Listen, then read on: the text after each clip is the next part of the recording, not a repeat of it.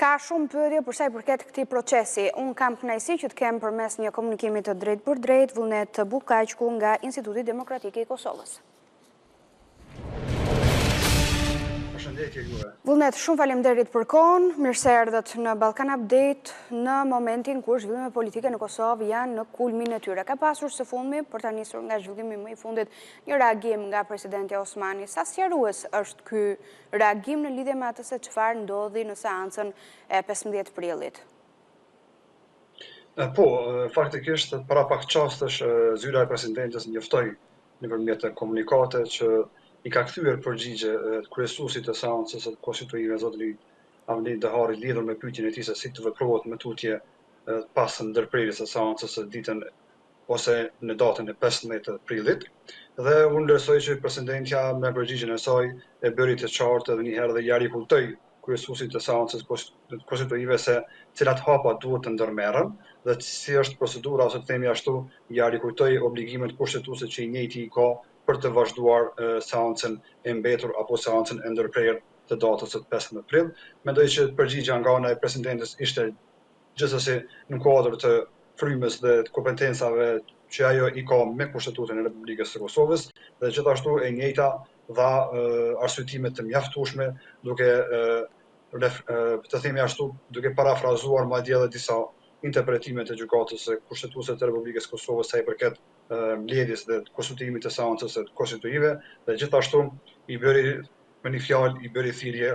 kryesuesit të seancës që ta zbatojë rregullorin e punës së Kuvendit të Kosovës, e cila kërkon që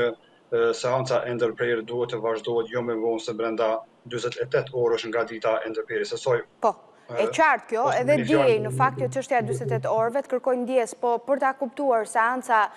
fillon nga fillimi, pra rendi ditës fillon dhe njëherë me ngritjen e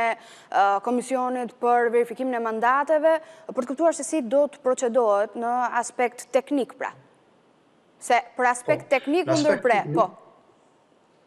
Absolutisht. Në aspekt teknik nuk ka nevojë që të filloj seanca përsëri nga zeroja, të themi ashtu. Tashmë ekziston komisioni për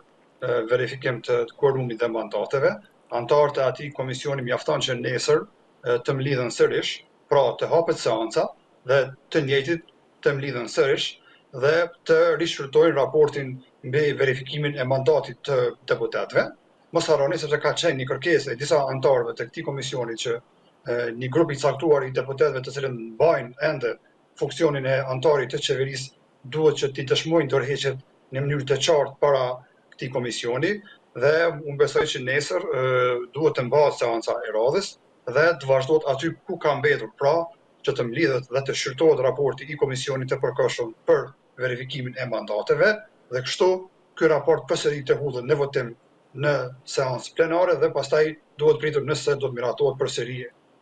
me shumicën e votave të gjithë të deputetëve që janë të përshtatshëm. Dhe sa gjasa ka që pikërisht në momentin kur ky raport hidhet për votim të ngrihen përsëri diskutime për sa i përket dorëheqjes apo jo të kreut të ekzekutivit kaluar, ministrave kështu me radhë, pra pretendimi të ripërsëritet,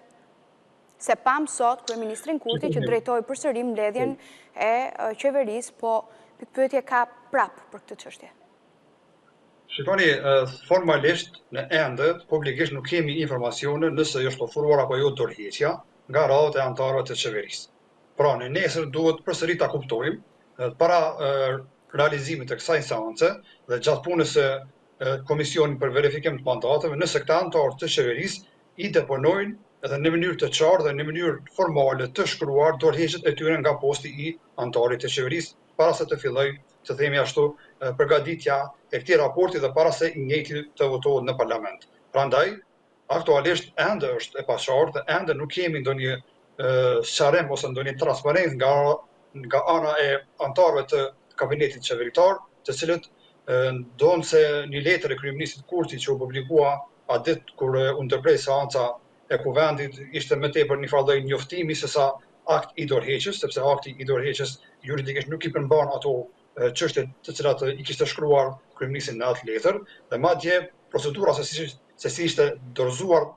letra në fjalë ishte pothuajse absurde dhe as pak e bazuar në ndonjë të themi ashtu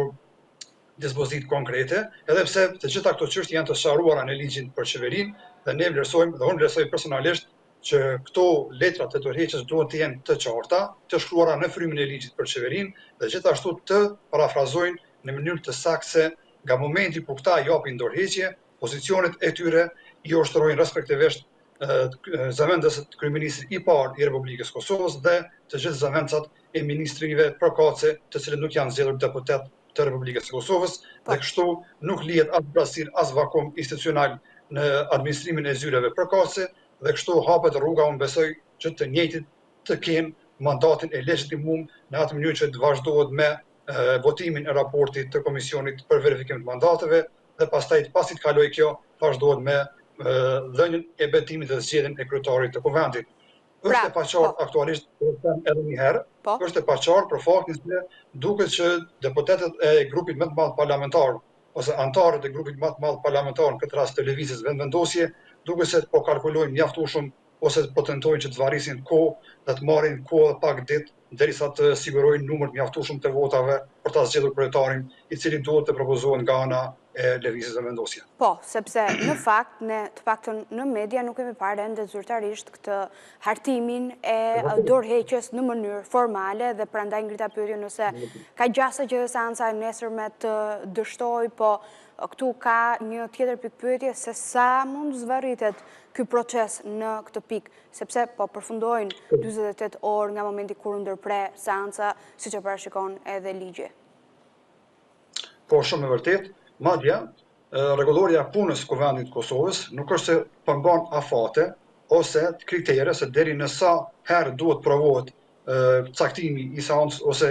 deri në sa herë radhazi konsumohet e drejta e këtij grupi parlamentar për të dhënë ose të themi ashtu për të votuar raporti i Komisionit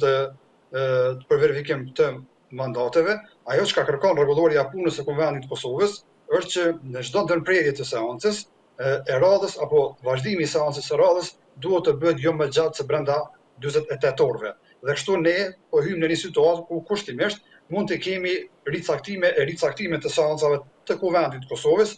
në mënyrë ndoshta edhe po e them kushtimisht të pakufishme, sepse nuk ka një kriter që e ndërpren në një moment të caktuar. Megjithatë, unë besoj dhe shpresoj që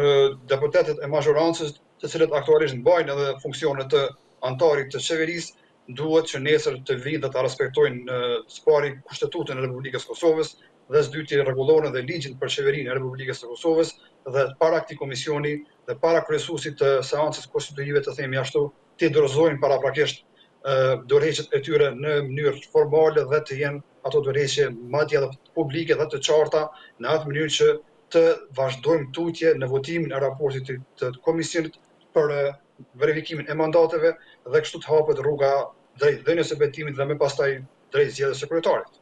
Vullnet, të falenderoj shumë. Më shumë se kaq nuk kemi se të sqarojmë për të parë se